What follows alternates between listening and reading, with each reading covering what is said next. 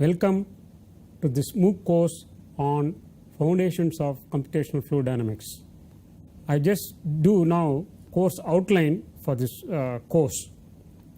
We start off with basic review on fluid mechanics, which includes some important properties and governing equations. Then important topic on Taylor series expansion procedure to obtain different finite difference formula, numerical errors and stability criteria, finite difference formulation for different model equations. Then we go on to finite volume formulation in detail for solving full governing equations, how to do unsteady equations, which means time advancement methods for unsteady flows. Then another important procedure, what is known as the pressure velocity coupling, which is linking momentum equations and continuity equation. All these equations when discretized will result in what is known as linear algebraic equations. Then to solve you have to know different matrix inversion procedure.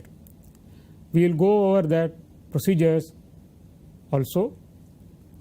Then at the end we will also see a complete demo for 2 or 3 example problem, discretization procedure, how a code is written, how a mesh is set up, and what are the results and how to go about writing code, etc.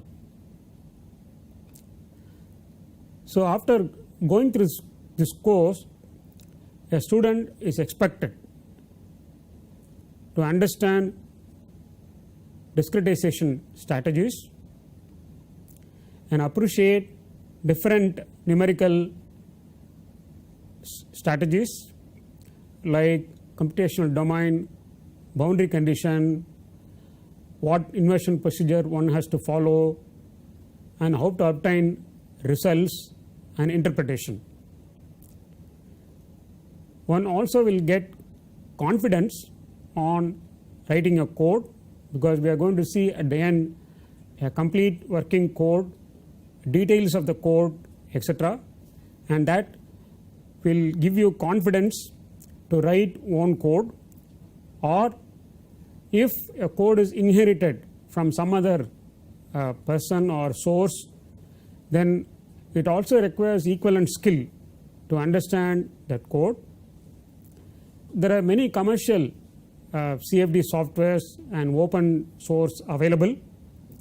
To use them one has to know details, otherwise it will be a wrong selection of choices.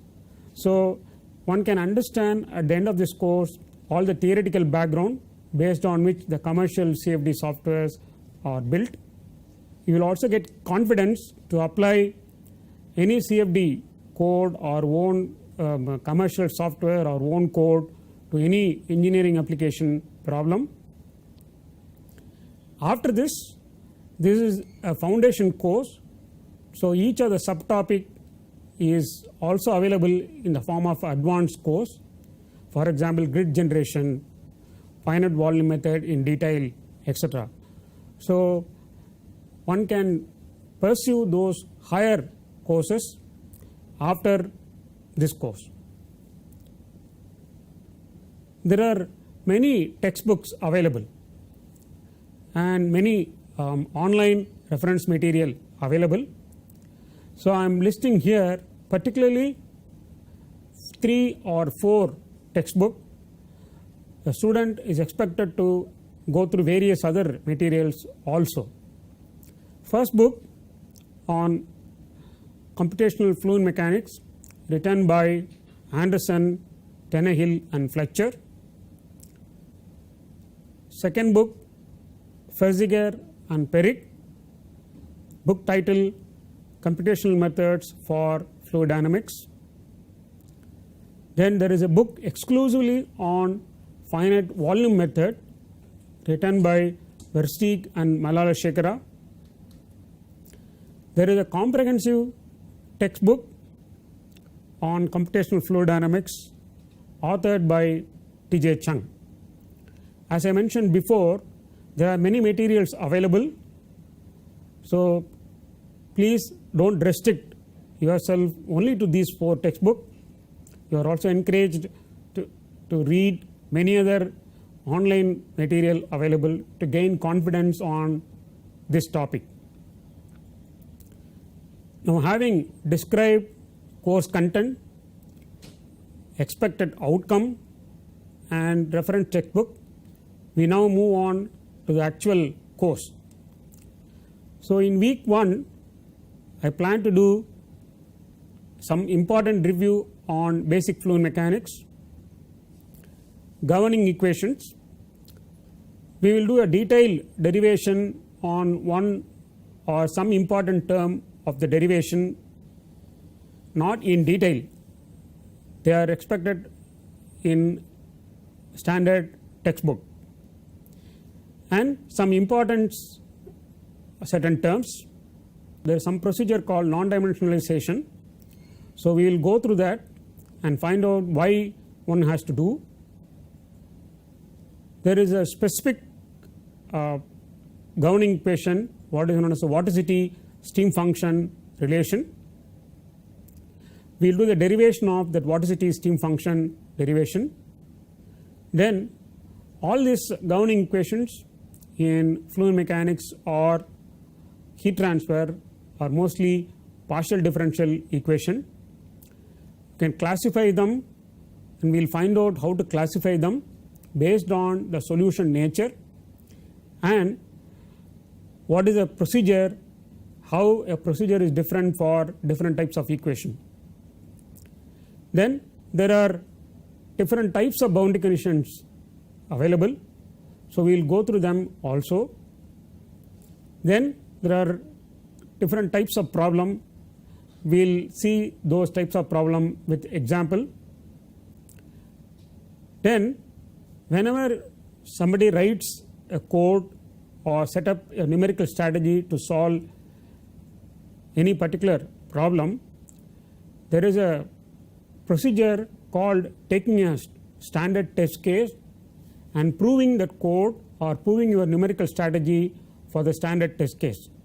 So, we will go through few standard test case problems, explain the features in them, what kind of boundary conditions are imposed, and whenever you have to do a code development or using a commercial software, you need to do this first step of proving your code for these test cases. So, this will be the course content for week 1. We now go on to review of basic fluid mechanics. We know we deal with lot of equations or mathematical term. So, we just do what is known as a different coordinate system. So, we know there are basically 3 coordinate system. One is a Cartesian coordinate system xy, second one is a polar coordinate system r theta, third one is a spherical coordinate system which is r theta z. You can convert from any one coordinate system to any other coordinate system. There is a relationship. Now, why do you want to do this? Because all the governing equations need not be only in one coordinate system. You should be able to convert from one coordinate system to other coordinate system and solve problem according to the coordinate system that you can describe for the problem.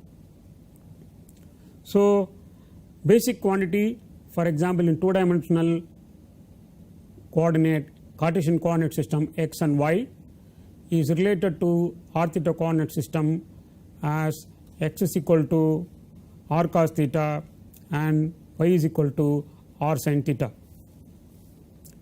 So, in cylindrical coordinate system, then we have r is equal to square root of x square plus y squared, and theta is related to tan inverse of y over x for x greater than 0 and different relationship for x less than 0. Similarly, spherical coordinate system to Cartesian coordinate system.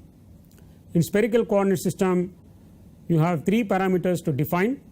One is a rho, which is a radius, and theta is angle between two sets of coordinate, and phi is angle between another two sets of coordinate, and they are related to Cartesian coordinate system x, y, z in this formula that is given here.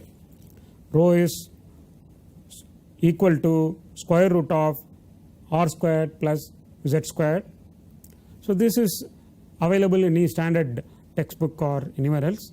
So we need to know how to convert from one coordinate system to another coordinate system. There are different standard vector operations available. So we just see what is known as a gradient. If there is a scalar function f, and if you do gradient of f, then you get dou f by dou x I plus dou f by dou y j plus dou f by dou z k. You can also get a gradient expression in other coordinate system r and theta, which is defined as here dou f by dou r, and unit vector in r coordinate system as er. Similarly for second term and third term. In the same way, you can also define gradient operator in spherical coordinate system, which is given in the last expression. Then another important operation is divergence.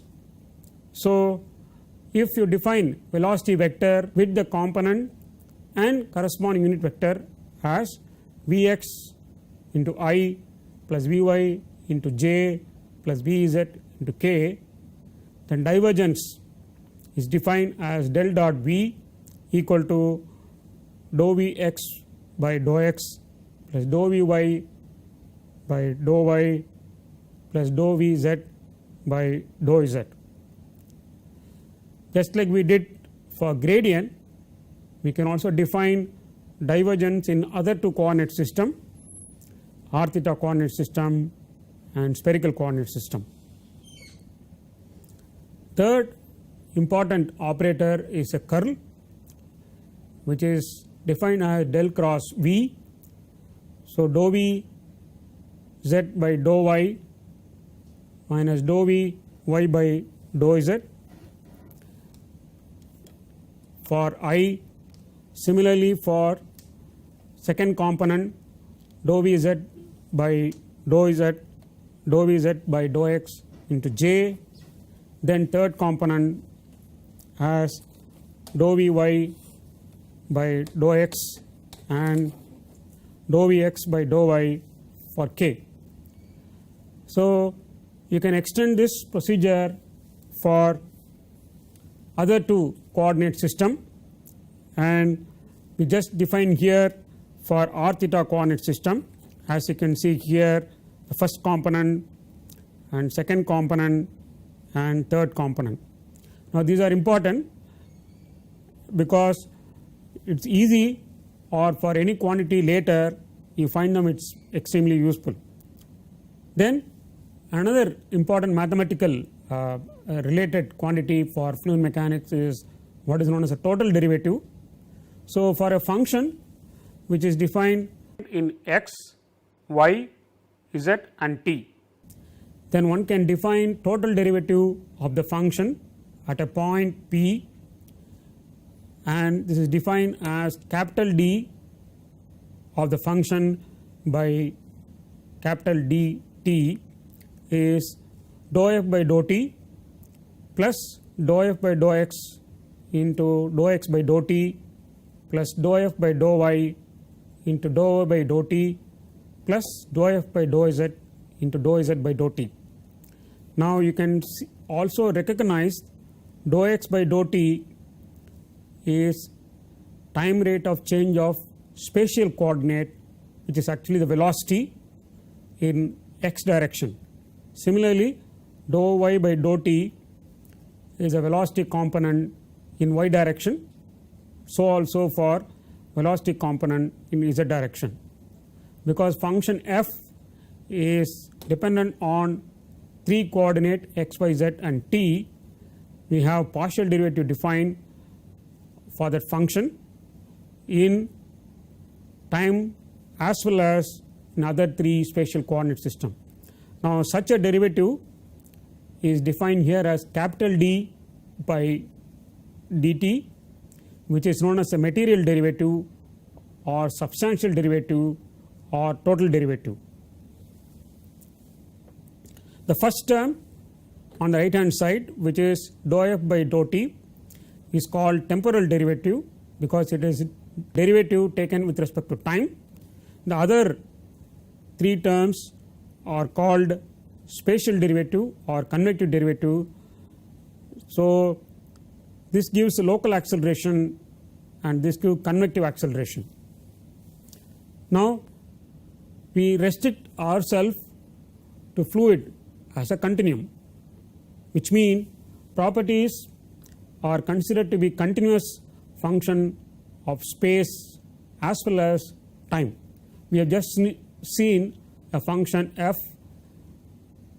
function of x, y, z and t, and that is considered to be continuous, the sense there is no gap in between. So modeling a fluid as a continuum assumes that properties are continuously distributed and fills entire region of the space as it occupies. Now this assumption does not allow properties to become infinite or to be undefined at a single isolated point. But there are some branches, what is in a molecular dynamics, where there is a question whether this continuum assumption is valid. But in this course we are going to restrict ourselves only to situation where fluid is treated as a continuum. Hence all the governing equations and whatever procedure we are going to do to deal with those governing equations are restricted only for fluid as a continuum, and it has been tested by several people and several different situations, and this assumption holds good. So we are restricting ourselves only to a situation where fluid is treated as a continuum mechanism. There is another subject called rarefied gas dynamics where it is treated not as a continuum. There are many properties. First is a viscosity. So it is a property by which internal resistance to the fluid flow is defined, and it is just a measure of fluid friction. So all fluids are supposed to have some resistance to the flow, and because of the resistance it develops some stress. Fluid where resistance is assumed to be 0 or no effect is there, such a fluid is called ideal fluid or inviscid fluid. So in some situation you can assume ideal fluid situation or inviscid calculations can be done to obtain first level of results or approximation. Then that inviscid solution can be taken as a initial condition for subsequent viscous calculation. So this stage by stage numerical simulation is helpful to overcome any numerical difficulties. There are 2 definitions available. One is absolute or dynamic viscosity, second one kinematic viscosity, it is also called momentum diffusivity, and these 2 are interrelated. So having defined viscosity, stress and strain, one can classify fluid based on how they behave. Okay. So there is a major classification, Newtonian fluid or non-Newtonian fluid. In Newtonian fluid, there is a linear relationship between applied stress and resulting rate of deformation. In non-Newtonian fluid, there is a nonlinear relationship between the value of the applied stress and the rate of deformation. So there is a graph available. So on y axis you have the stress tau, and x axis you have the rate of strain d by dt of epsilon, which is strain. So A is a linear straight line, it's a linear relationship between applied stress and the resultant strain. That behavior, which is marked here as A, is known as a Newtonian fluid. Any other behavior which is marked in this figure, either B, situation D, or situation C, where the linear relationship is not followed, they are called non-Newtonian fluid.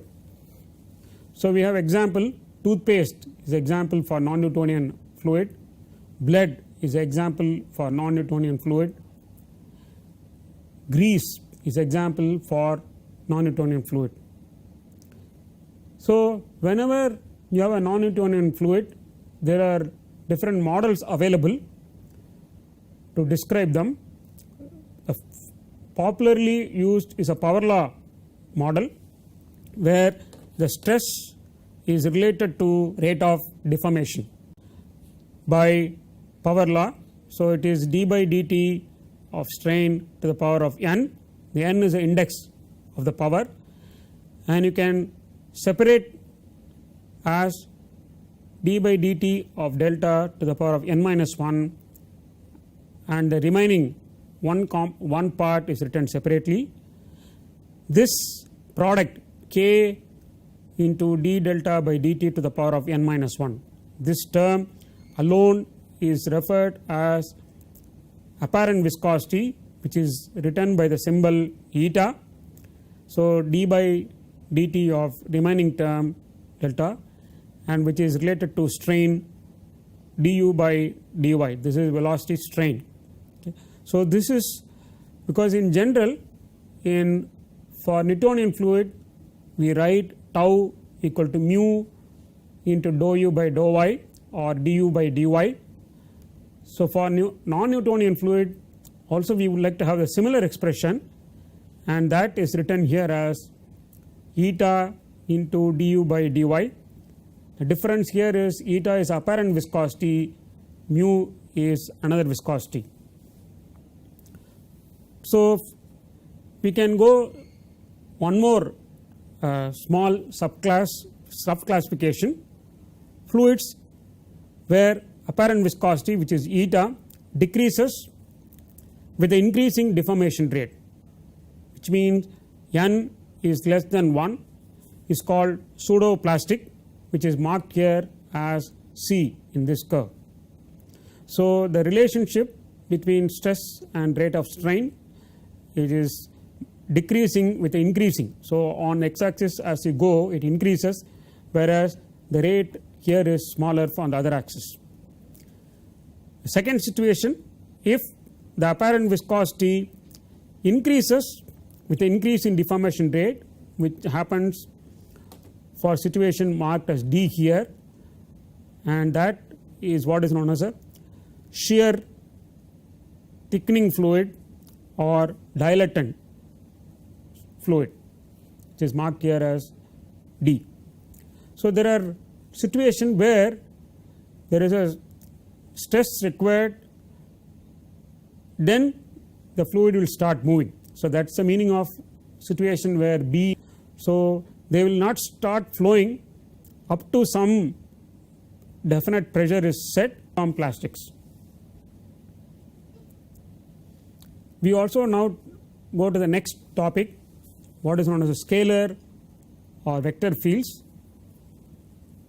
because in fluid mechanics we talk about velocity, temperature or concentration. So, we should know what is a scalar field and what is a vector field. So, a field is a quantity which can be defined as a function of position at every point in space. This may be a scalar which has only the magnitude, or vector which has both magnitude as well as direction. When a scalar quantity is defined as a function of position, then it is said to be scalar field. Similarly, when a vector quantity is specified at every point as a function of position, then it is said to be vector field. So, for example, temperature is a function of x, y, z, and if you prescribe temperature, then it becomes scalar field. Similarly, vector velocity is defined, then it becomes velocity field. Because it's direction dependent, you can also take a component. So, component of vector field are called a scalar field function. So, just like velocity vector v, if you take a component in x, y, z, then we get corresponding component of velocity in the direction. Though it is defined as a scalar field, it keeps on changing. So, even if you take only the velocity component, as it keeps on changing in x direction, for example, then the direction along which the change happens results a vector. So, for a flow field, velocity vector v, which is a function of spatial coordinate x, y, z, also as a function of time, you have a 3 component u, v, w, and all 3 also varies as a function of x, y, z as well as time. And to get back the velocity field, vector field, you multiply the magnitude with the corresponding unit vector I, j, k. So, one can obtain from the scalar field vector field in this way. Next quantity of interest is vorticity vector, and omega is a symbol used to define this vorticity vector. Expression for omega is shown here with its component. So, omega equal to omega x into I plus omega y into j plus omega z into k, and that is also equal to half times del cross v, where v is a velocity vector, and that is equal to half rotation vector, which is capital omega. And in terms of detailed Cartesian component, rotation is given here as dou w by dou y minus dou v by dou z into I. This is the x component. Similarly, expression for y component, dou u by dou z minus dou w by dou x into j, plus expression for third component, dou v by dou x minus dou u by dou y into k. Expression for cylindrical coordinate system is also given here. Now, we know in a fluid particle is subjected to body force or normal force as well as shear force.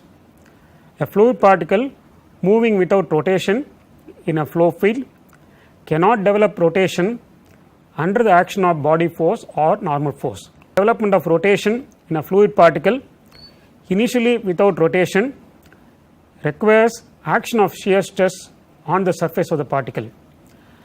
If the rotation or vorticity is 0, that is del cross v is 0, such a flow is called irrotational flow. Since the shear stress is proportional to the rate of angular deformation, then a particle without initial rotation will not develop rotation without any simultaneous angular deformation.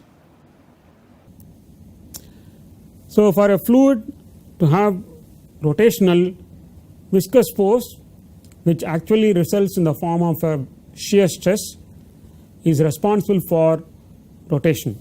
In this first module, I outline syllabus for the entire course, outcome of this course, what is expected from this course, reference textbook, important fluid properties, basic review on mathematical operations, viscosity, and something about rotation.